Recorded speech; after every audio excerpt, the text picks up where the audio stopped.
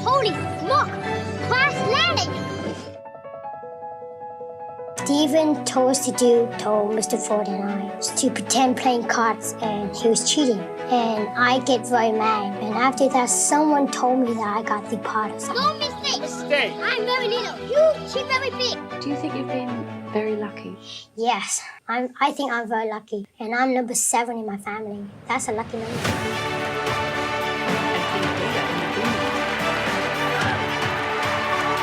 Mom, I just won an Oscar. Buddy, I thought everybody had forgotten about it. You know, I mean, honestly, things are so different for me now than they were back then. This has been such an emotional journey. Since the movie came out, you know, there's been so much positivity and so much kindness, so thank you so much. Thank you.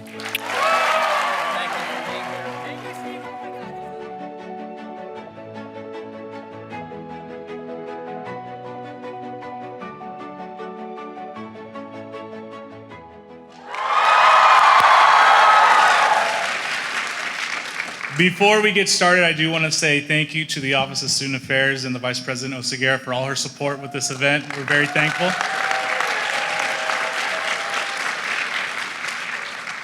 And I would like to bring to the stage to introduce our moderator and our esteemed speaker, Mark and Ashley. Thank you.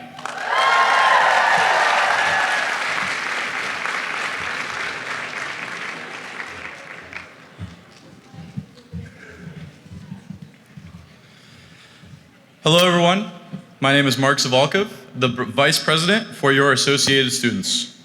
I first would like to introduce our moderator, Mason Awadallah, the ASI President.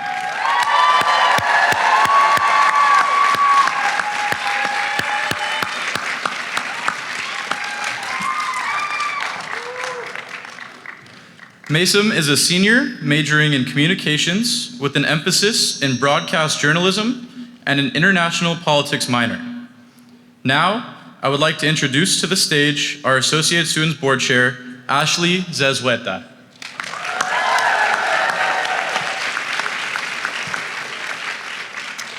Now, I am very excited to introduce our distinguished guest, Quan.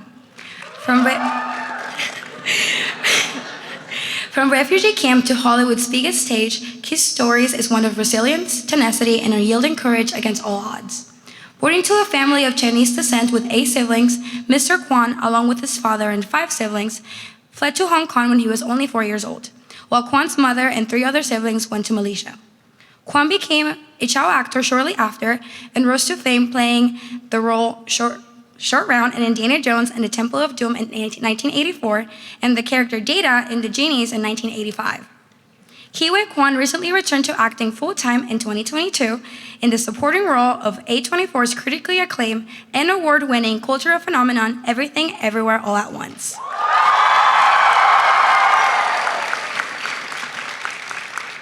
The film was the most decorated at the 95th Oscars with 11 nominations, 7 wins, including Best Picture. Titans, please give a warm welcome to Quan.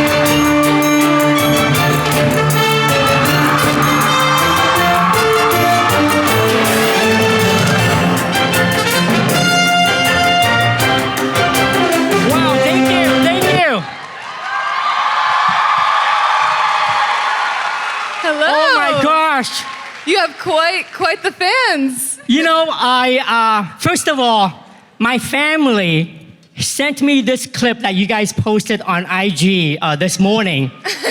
And it's been more than 6 months since that night at the Oscars, and it really, brought back wonderful memories. And as I was standing back there behind the curtain, hearing your screams and cheers really got me very emotional. And this is, this is the sound that I always wanted to hear. I didn't think I would ever be on the receiving end of it. So thank you so much from the bottom of my heart. Thank you, thank you, thank you. It's such an honor to have you here. Such an honor. Thank you. Thank you for having me. Of course. I already love Cal State Fullerton, guys. I love it. We're the best. I'm so glad that you enjoy it here, and I hope that we're making you feel welcome. So thank you for being here. This is by far the best welcome I've received so far. Keep it coming. Keep it coming.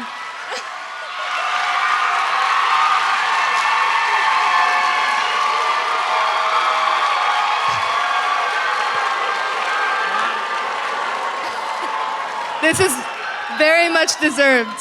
You deserve all of this, so thank you. Thank you, thank you. Yes. So it's so great to have you here at Cal State Fullerton. Clearly, you have so much support, and it's amazing. So let's get into this, right? Let's do this, yeah. Let's start talking.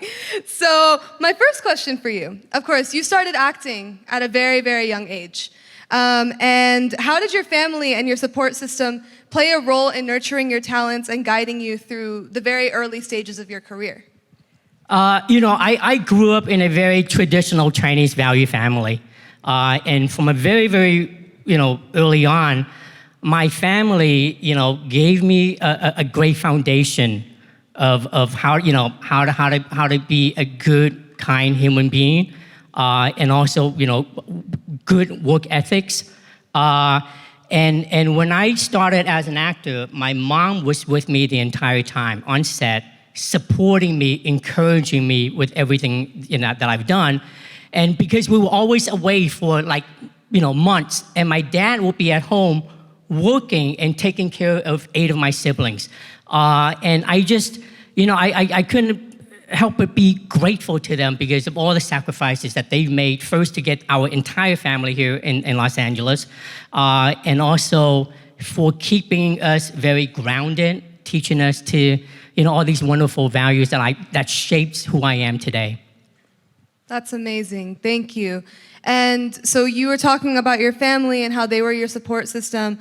And could you share some insights into your experience as a refugee and how it had influenced your early life here in the U.S.? I have, my refugee experience is a bit unique.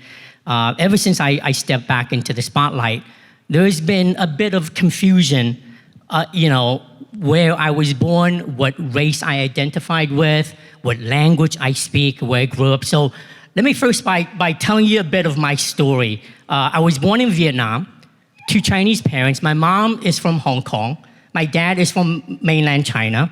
And I grew up, I spent the first 7 years of my life in Saigon.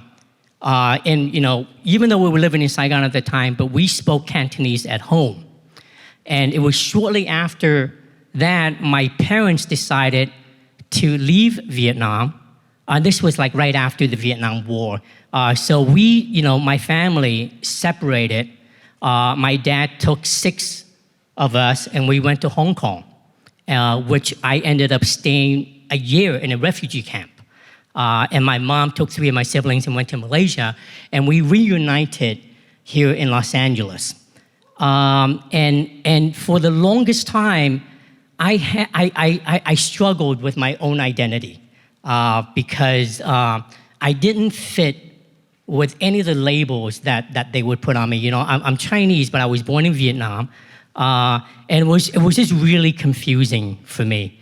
And then it took me a long time to realize that it's okay, I can be all of that. I can be Vietnamese, I can be Chinese, I can be American, I can be all of that. Growing up in Los Angeles, I spent many years trying to, assimilate, trying to be like everybody else. I wanted to be like everybody else. And I didn't realize until much later that it's okay to be different. Being different is interesting now. So thank you. So true. It's not, I didn't have the wisdom when I was a kid, but now I understand that it is something that I embrace now. And it's okay if people call me whatever. I can be all of those things. That's so true. Thank you. And I'm sure there are so many people here that can relate to your experience as a refugee, as someone that grew up trying to assimilate. And I know I can definitely relate to that. So thank you again. And now we're going to go into a few questions about like your education, just generally growing up. So can you tell us a little bit about your educational background and how it has contributed to your personal and your professional growth? I went to USC Film School. It was really, for a long time, it was really the place where I found my footing, where I made a lot of great friends, and also a place where I learned every aspect of how a movie is being made. It gave me an appreciation for all the different departments that needs to come together to make a movie happen. And then I also really value the education that I got outside the classroom. So to me, and I can argue that in-class education is just as important as outside, the education that you get outside the class. And I learned a lot. I had a lot of great teachers along the way, working with Steven Spielberg, George Lucas, Harrison Ford. And I was very lucky to be a part of a television series that's gonna come out in a week. We shot the series in London of last year. And it was an eye-opening experience for me because I really enjoyed working with Tom Hiddleston. And when I talked about, getting an education outside the classroom, this is what I'm talking about. He is the star of the show and also an executive producer. And yet, he is always the first one to show up on set. He shows up like at 3 a.m. Who does that? He would come to set with his actor's hat on. He would get hair and makeup done before any of us. And after that, he would go in his trailer and he would prepare for the day's work while waiting for all of us while we get our hair and makeup. And he would always show up on set with an external, a portable speaker, playing whatever music that he chooses for that day. And you can actually hear him before you see him. When you see him is when the music gets the loudest. And it will show up, and his work ethics, his preparation, his concentration, everything that he puts into playing this character. That was really a wonderful experience for me. And he would always be the last to leave the set. And he would always leave with his producer's hat on, making sure that the next day's schedule, whatever that needs to be done, it's well prepared. So that was what I learned from him. So that's why it's like, it's important to concentrate on your in-class education, but also don't neglect what's outside the classroom, your friends, your peers. These are the people that you're going to be friends with for the rest of your life. These are the people that you can, be inspired to or help encourage. I would tell you guys to focus on both. That's awesome. Yes, that's amazing. Thank you. And you also work in an industry that is like consistently evolving, always growing. So how do you see your future work contributing and changing the landscape of diversity and this representation in Hollywood? When I started as a child actor, it was really difficult for minorities But a lot has changed, and I'm very grateful for the changes that we've had. In fact, me being invited here to talk to all of you is progress. I don't think I would have had this opportunity 20, 30 years ago, so a lot has changed. I'll tell you, what I hope, first of all, we're heading in the right direction in terms of diversity, equity, and inclusion. What I'm really excited about is how I got cast for the television show with Tom and Owen Wilson. I remember, for the longest time, casting directors would only give us an opportunity to audition when the role is very specific, meaning that the role has to say Asian, and that's when we get that call to come in and audition. But the way I got cast in this television is that here was just this wonderful role that can be race interchangeable. It can be played by anybody. They just thought of me when this character came along. So in terms of, that is my future work. In terms of what I like to see change is that you get more opportunities for roles that you wouldn't normally get.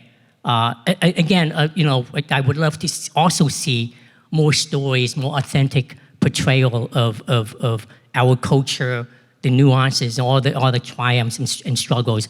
But I would also like to see that change is giving actors opportunities where they wouldn't normally get. Absolutely, thank you. And then, let's give a you. round of applause for that. That's amazing. And now, you've talked a little bit about mental health before with your career, and it's a really important topic. So can I ask, could you discuss how you have managed your mental health throughout your life, and do you have any advice for our students? Well, first of all, I wasn't always great at it. I started working when I was 12 years old, and I was making money. I was helping my parents support my family. And so at a very early age, I put the burden of responsibility of taking care of my family on myself, on my shoulder. And I always thought that my problems are my own problems, but my successes are to be shared. And that's how I grew up thinking. So, during those difficult times, when I was struggling as an actor, I just, I kept a lot of that to myself. And it was not until later did I realize that, yes, your successes should be shared with people you love, but your problems can also be shared with the people you love. By just opening up and talking about it is very cathartic, and it really helps. I didn't have the wisdom when I was younger. But just going through all of that, I realized that one, mental health is a work in progress. And second is that it's much better when you share your problems, your struggles with people. And that's what I did. And especially this last year, this entire journey, just being out there in the spotlight, doing interviews and talking about my struggles has really made me feel it's wonderful. I feel great, Yeah. Absolutely. And what had motivated you to get back into acting after you had taken a small break from that? Well, one, I was seeing more and more great roles for Asian actors, and I was working behind the camera at this time, and something was bothering me, something was nagging at me, and I didn't know what it was at that time. Until I started to entertain the idea of getting back to acting. And all of a sudden I realized, that's what I love, that's what's missing. And also I didn't want to live my life with regrets. And it's kind of ironic because it is the fear of regrets that gave courage to my return to acting. And it was really then that I realized I have to do this if I want to be happy. And I just chose the right time, the right moment when the Daniels were looking for somebody to play the husband of Michelle Yeoh. So this all came together really nicely. The perfect time. Perfect You came in timing, at the perfect time. Yeah. Thank you. And you also talked a little bit about your experience and how, when you were a child actor, things were a lot more different than the way they are now, and the break that you had. So how does your experience as a child actor, how did that compare to your experience now, acting now? Well, as a child actor, it's really simple. You just show up on set. It's fun. It's less work and more fun, and you just take the direction of great directors that if you have the fortunate to work with.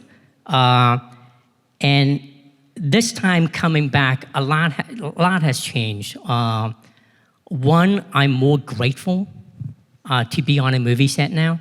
I became a lot more aware of everything that's going on.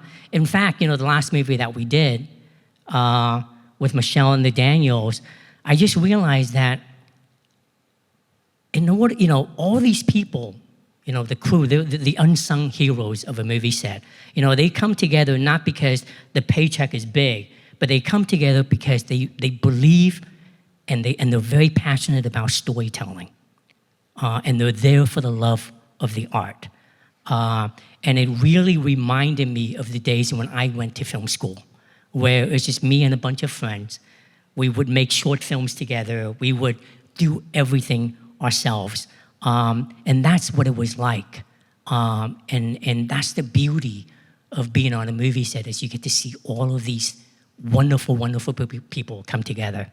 And I just, and this time around, it's a lot, my perspective has really opened up, and it's just, I'm just so much more grateful. It's amazing. Yes, and you talk about these incredible people that you've worked with, and you really have. You've worked with Steven Spielberg, you've worked with Michelle Yeoh. So my question for you is, as you continue to pursue your career in Hollywood, are there any specific directors, actors, or collaborators that you haven't already worked with, but that you aspire to work with, or any dream projects that you might want to be a part of? I have a very long list of filmmakers I want to work with. Let's hear them. And I'm sure those are the same filmmakers that a lot of my fellow actors also want to work with as well. But I also want to work with the next Daniels. I love the Daniels because every movie they set out to make, they want to change the world. They want to make the world a better place. And they think outside the box. They give an actress who has been working for 40 years her first opportunity to be #1 on the call sheet. And they give an actor an opportunity who hasn't acted for more than 20 years. So they're so courageous.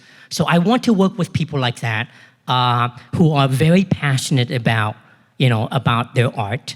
And I just want to make more great movies and entertain people. I'm sure we'll see some amazing things from you soon. We will. Thank you. Thank you. And there are a lot of students in this audience right here that are pursuing passions that are similar to yours. So many students that are interested in that, they might feel pressured to choose a more conventional job, conventional approach. What encouragement would you provide to students who are passionate about the arts, but that might face some resistance or some skepticism from other people? I guess I would encourage them to believe in the value that they create. There's always going to be naysayers and skeptics. But remember, they're looking at life through their eyes, not yours. What's important is how you see your own future. What do you envision for yourself? How do you want your creativity to have an impact on the world? So start with these questions and let those answers fuel your passion. Nurture that fire within by staying curious. The pursuit of artistic expression is passionate. It's not always practical, but if you stay flexible on your journey and be unapologetically yourself, it will be much easier to persevere. Looking back now, I think during my days of a struggling actor, I realized that all I did was follow my joy, just being myself. And every time I get discouraged, I would go watch a movie and be inspired by my fellow actors. They would just inspire me, and I would be encouraged to keep going. So just don't give up. I said it on my Oscar speech. So That Oscar speech made me so emotional. I'm sure it made a lot of people here emotional too. Can imagine. It's truly amazing. And can you share any specific memories or any specific moments from your youth that have had a profound impact on who you are today and on your development as an actor? When we first came here, when we first immigrated to Los Angeles, we lived in Chinatown, Los Angeles, and it was a really small community. We didn't have a car, so we couldn't go anywhere outside of Chinatown. And I remember there was a very small local theater that we can walk to, but they would only play movies from Hong Kong. The late '70s and the early '80s of movies from like Jackie Chan, Sammo Hung, Chow Yun-fat, and I remember my older brothers and sisters taking me. I would tag along. We would go watch those movies, and I would be entertained. I would have a wonderful time. Not only what was happening up on the screen, but also the bonding that I had with my family. And little did I know that was the very first seed planted in me wanting to be an actor. I didn't know it then until a few years later, my fate came calling, and I had the opportunity to audition for Steven Spielberg and George Lucas, and to be able to work with Harrison Ford. And that started it all, and it got me hooked ever since. That's amazing. And do you believe that a well-rounded education is essential for individuals that are pursuing a career in the arts and entertainment? Because you had a very well-rounded living. You were able to experience many different places, and you had a very different, a great upbringing. So do you believe that a well-rounded education is necessary? First, I think it certainly helps, but I don't think it's essential. A lot of people in our industry, some of them I noticed, they would go to college with a different major, and then they would just realize that, that's not their calling, and then they ended up doing something completely different. And I also know a lot of wonderful, very talented people working on a business that only knows that one particular craft that they're doing, and they don't know anything else. So I think it's different for everybody, and whatever works for you, go for it. It doesn't have to be just this one way. That's amazing. Yes, completely agreed. And I relate to that. I've changed my major maybe 3 times. so definitely, I'm sure a lot of people here relate as well. And you played a lot of memorable characters when you were in specifically the Spielberg movies. So can you describe how you had gotten there at like such a young age and what you did to get there? I'm sorry, what was the question again? So you portrayed... Oh, it's getting warm here. I'm gonna take off my jacket. I know, it's getting a little... Okay, what was the question again? So we also have some water for you if you'd like. Oh, thank you. Yeah, of course. Thank you. I know it's like hidden over there. But so you had portrayed a lot of memorable characters, specifically in the Spielberg movies. Can you describe how you had gotten there at such a young age? Yeah, some of you may know, I didn't pursue acting. I happened to be at the right place at the right time. I was living in Chinatown, and Steven Spielberg's casting director came to my elementary school. And they were just looking for this Chinese kid to play, to star alongside Harrison Ford. And my little brother, went to audition. I tagged along, and I was coaching him behind the camera. And little did I know that it was going to be, that audition was going to be for the biggest movie in 1984. And that, we got a call from Spielberg's office the next day, and I went. My mom, put me in this absolutely ridiculous three-piece suit with a little gold chain hanging out of the side pocket. Moms. So I was really uncomfortable.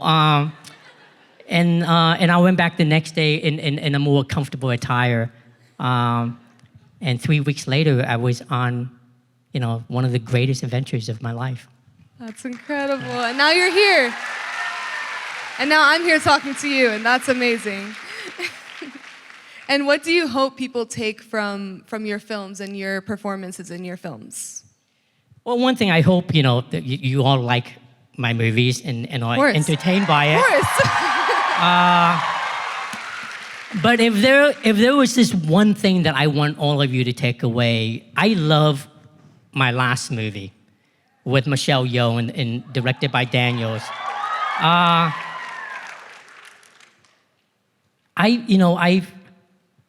In our society, there's so much emphasis on the alpha male and how men are measured by how big the biceps are, how tall they are, how good looking they are, how much weight they can lift.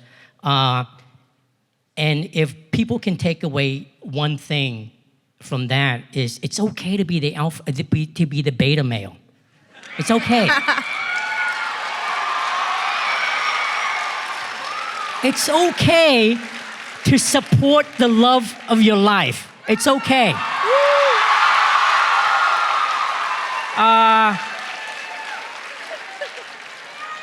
And it's okay to wear your emotions on your sleeves.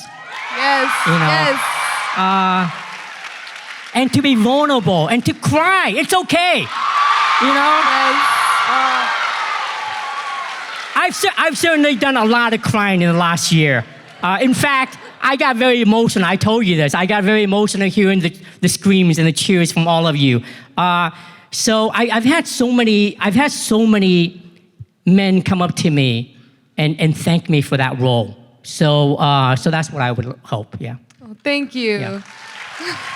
Thank you.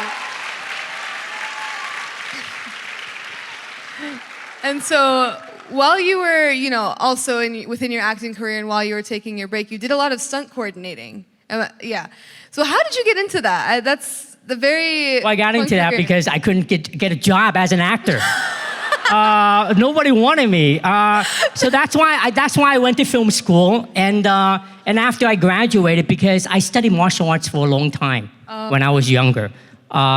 So one day I got this call from a famous Hong Kong action director, and he says, "I'm in Toronto working on a movie. Would you come and like to work for me?" And I did. Got on a plane, walked on the set, and was the X-Men. And that was the beginning of my action choreography journey. Yeah. Wow, it's amazing, and. And in your journey from being a child actor to a successful adult actor, very successful adult actor, and a stunt coordinator, lots of amazing things. You have a lot on your resume, I'm sure.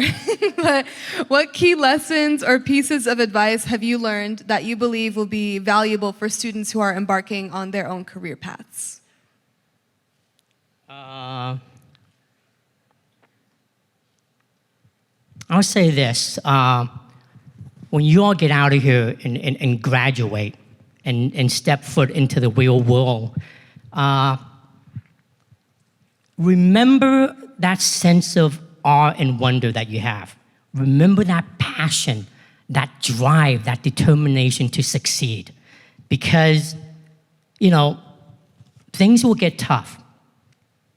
And when they get tough, you're gonna have to harness the power of those feelings to keep you going. Don't forget that. You know, for me, I remember when I graduated from college, and you know, I was all gung ho. I was all, you know, I wanted to get out there to show the world what I can do, what I know, and then, you know, I have some great days, but I also have some very bad days. So just remember that, those feelings right before you get out. You know, they're going to be really important. Absolutely. Yeah. Thank you. I'm taking that advice to heart. And what advice do you have for students who are looking to diversify their skill set and who want to be more adaptable in a competitive environment, such as a place like Hollywood? You know, when I was working behind the camera, I was working in Asia a lot. I was working for a filmmaker named Wong Kar-wai, and I would wear, a lot of Wong Kar-wai fans here. That's great. Yeah. And I remember having to wear many, many different hats, and I had to do a lot of things that was not in my job description. So my advice would be, you know, try different things. Don't be afraid to take on tasks that you don't know, because that's how you learn a new set skill. And also, don't be calculating. You know, be open-minded. Be willing to do anything. I think the worst thing that you can do is be unwilling to try something new just because it's not part of the job. And also, I love this advice. And I always remember it. And it's an advice that Conan O'Brien gave on television. I love Conan O'Brien. Conan O'Brien. Yes. And this is the advice that he gave on the very last day of the show that he loves the most, but he lost, which was The Tonight Show. He was the host of that show for, I don't remember, it was for a very short period of time, and it was taken away from him. And it was the very last show, and he gave this wonderful speech about not being cynical. Don't be cynical, because cynicism doesn't get you anywhere. And that message really, really resonated with me. And that's how I try to be, is always look on the good side. Don't be calculating. Don't be cynical. Thank you. Also taking that to heart. Thank you. You're giving some great advice today. Genuinely. Well, thank you. Thank you. So considering your commitment to diversity and inclusion in the entertainment industry, we have a lot of people here that are also very passionate about diversity, equity, and inclusion. Our campus is incredibly passionate about this topic, and it's something that's very up and coming and I'm glad it's getting more normalized.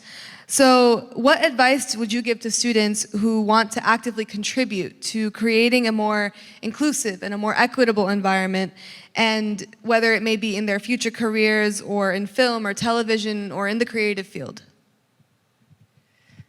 I would say lead by example. You know, if you want inclusivity, if you want more, if you want diversity, lead by example. You know, you will be in positions to hire people. Make sure you have that on your mind. Think outside the box, and just keep that on the forefront. That's how you just do it, and show people that this is how it should be. Amazing. Yes, I'm an aspiring broadcast journalist, and absolutely I want to bring more DEI into that, so thank you. So now we're going to have some rapid fire questions. So just some, fun ones for everyone to hear and get to know you a little better. So are we ready? Yes, let's do this. All right. By the way, I'm not very good at rapid fire questions. I always give like long answers, and then that it defeats the purpose of that. Let's try our best. Okay. So what's your favorite film of all time and why? Okay. See, pressure. I have a lot, but one of my favorite is Seven Samurai by a filmmaker named Akira Kurosawa. Yes, yes. I love a great underdog story. I love stories about David and versus the Goliath underdog. Triumph over overwhelming obstacles. Stories like that. So Seven Samurai. All right. And if you could act alongside any actor, living or deceased, who would it be and why? Oh, this is easy. I would love to be in another movie with Harrison Ford. Oh, yes.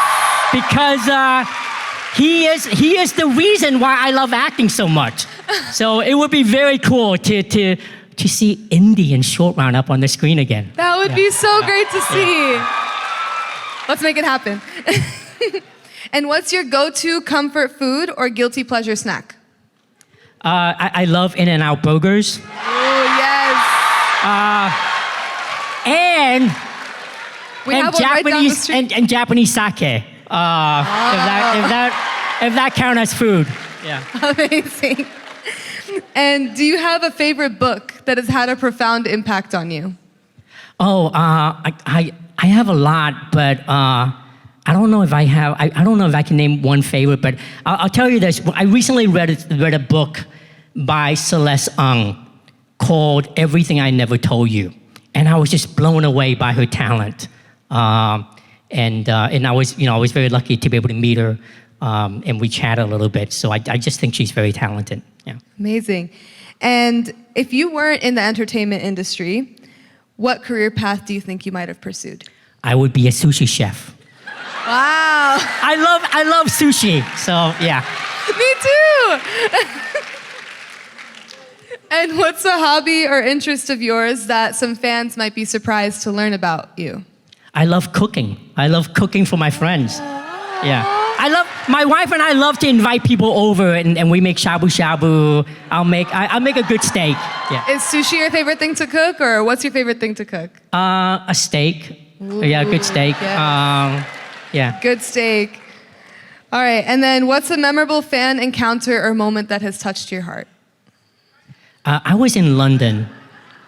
I'll never forget this. I was in London. I was having lunch in the middle of the restaurant, and this very tall, grown man came over and kneeled in front of me, and he started telling me how much he loved our last movie, and he started crying in the restaurant, and I was just so touched by that. Oh, that's so sweet. All right, our last question. What's one piece of advice that you wish you could give your younger self when you were just starting out in the industry? I spent a lot of my younger days worrying. I was constantly worrying. I was worried, when my next job would be. Everything was just, worry, worry, worry. So I would tell my younger self to stop worrying. Things will work out. Better days will be ahead if you're struggling. So Things did work out. Yeah. Yes, they did.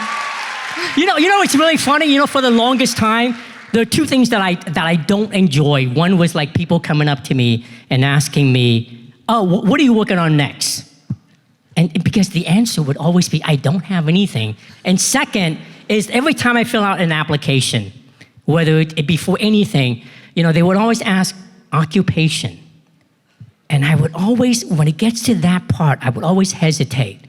And I want to put down actor, but then I'm thinking, I just worked 1 week and I was unemployed for a year. I worked 1 month and I was unemployed for 2 years. Am I still an actor?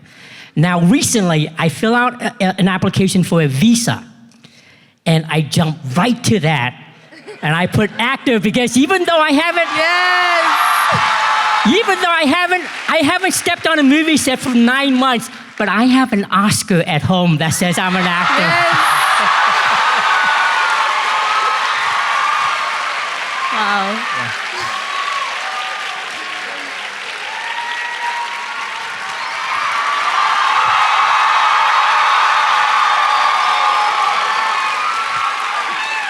You have an Oscar at home. You have so many adoring fans here. So thank you so much for being here and for speaking to me about your career, your life. And I hope that our students were able to learn from you, and I hope that you were able to learn from us as well. By the way, this is by far the best audience. By far.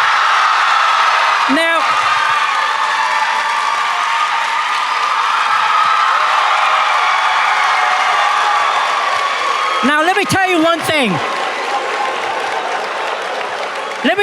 thing. There is no way I'm getting out of here without taking a selfie with all of you. You ready? Okay, let's do this. Okay, before we do the selfies, we're gonna have a few questions from the audience. Keith. Okay, all right. Okay. Wait, we're not done? No, we're not done. Okay. Everyone, a round of applause for your student body president and Mason.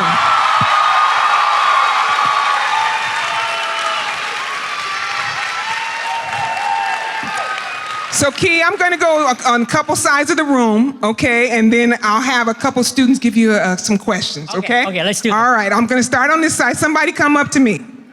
I got you. Here we go. Give us your name, your major, and your question. Oh, okay. Hello. Hi. First of all, I just want to say, it's such a great honor to meet you. I loved all of your work, and then this is coming from my mom. She loved your performance in Indiana Jones, so. Oh, thank you. Tell your mom I said hi. Yeah. And then I also want to say this. You're one of my top 10 actors of all time, so I just want to throw that in there. I love you. Thank you. I love you. My question for you, Mr. K. Hui Quan, I pronounced that. Key. Yeah. It's all right, yeah. All right, I'm sorry. This one is a little bit more personal. So right now, as I mentioned before, I'm a CTVA major. I study film right now. I'm actually focusing on a lot of directing and producing, but there was always that side of me that, wanted to go into acting more because, the reason I had doubts about that was because, I think you can understand this part because, when you're Asian American, and then you guys were talking about earlier, that culture that, diversity is growing in Hollywood, and yeah, but we still face a lot of roadblocks and a lot of obstacles when you're, working in Hollywood. So my question to you, what would be your advice to me because I would love to, pursue acting. If I could make that a career, I would love to. But what would be your advice to me as from one Asian American to another to get into that kind of field where you are right now? What's your name? My name is Aiden Sean. Thank you for the question. First of all, there are a lot more opportunities for us now than before. And also, for the longest time, every time there's a project that comes along, I'd be like content if there was just like, a little role for me. But now it's different. So my advice to you would be like, believe in yourself, believe you can do this. Because for me, I went through exactly all of that, not 1 year, not 2 years, but decades. And every time I would go on an audition and not get it, and this is like after 2 huge movies that I did, and still not being able to land a job, or still not being able to convince a filmmaker or a director to give me a chance, it's very easy to think that you just don't have what it takes. Like me, I thought I was blaming myself all these years. I thought I wasn't tall enough, I wasn't good looking enough, I wasn't a good enough actor. But when in reality, it was just not a lot of opportunities for us out there. But when we're given the right opportunity, things can happen. I never thought I would have this one movie that would change my life. So believe in yourself, don't give up, You can do it. Okay, here's our next question. What's your name? By the way, I love all the googly eyes that I'm seeing. So this is it's great. Hi, Key. This is like my biggest dream ever to just say hi to you. So No, thank you. my name's Angie. I'm a student here. I'm pursuing animation. But I just wanted to say I loved your role so much as Wayman Wang in Everything Everywhere All at Once.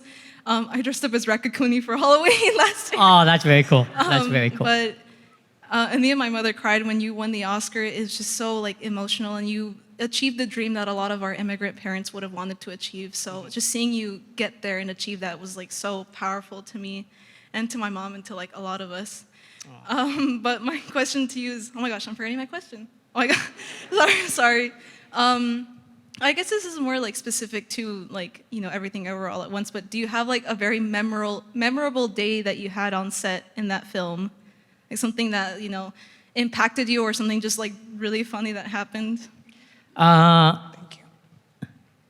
I have a lot of wonderful memories on that movie set, but there was one particular moment that outshines all the other, and it has to do with, you know, that gentleman that just asked me the question, believe in yourself, because I was so nervous walking onto that movie set because I haven't done it for 20 years. And I remember finishing one shot, and Jamie Lee Curtis saw it, and she came running up to me and gave me a big hug, and she says, Key, that was fucking incredible. And it gave me so much confidence, and it made me reevaluate everything. It's like, oh, I can do this, even though I haven't done it for more than 2 decades. So that was a really special moment for me. And then also, but you know, I mean, again, the entire experience has been amazing. So yeah, and I'm very grateful for that movie. Okay. Our final question, sir. Hello. First of all, it's a great honor and privilege to be able to speak to you, and obviously everyone making this happen. So thank you for taking the time to speak to us here at Cal State Fullerton. Can we give them a round of applause, y'all? My name is Alan David Ruelas. I'm a communications major and a minor in Chicano and Chicana studies. So my question is, adversity, right? Health and finances. How do you allow yourself to pursue career endeavors while maintaining hope, entering new opportunities? I'm sorry, once again? Yes. How do you allow yourself to pursue career endeavors while maintaining hope? Oh, that's a great question. I think you just have to follow your heart. Follow your heart and do what you think is right. You know, like for me, I knew I always wanted to be an actor. And working behind the camera was a way for me to still be in this business, but abiding my time, just waiting for that one opportunity. That's what my wife told me. You know, just trust me, you know, your day will come. So I would just say, yeah, just follow your heart. Just, you know, I feel like anything that you do, you have to be passionate about it. You have to really love it. And whatever makes you happy, go for it. Thank you. Okay, Key. So now comes time for the selfie. There's so many people in here. So we're going to have you stand stage left, stage right, and center stage. And so each section will be able to stand up. Let's and do this. Okay, come on. So let's have you right here. And this section here, you all can stand up and try to take a picture of Key, okay? So he's going to stand right here in the corner. You all stand where you are. Stay where you are. Ready?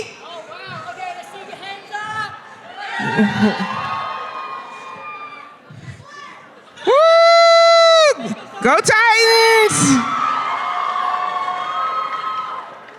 Woohoo! Okay, center stage. Everyone in center. All right.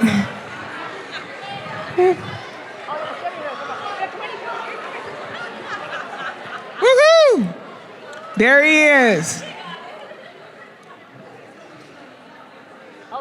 Okay, stage left. Here we go.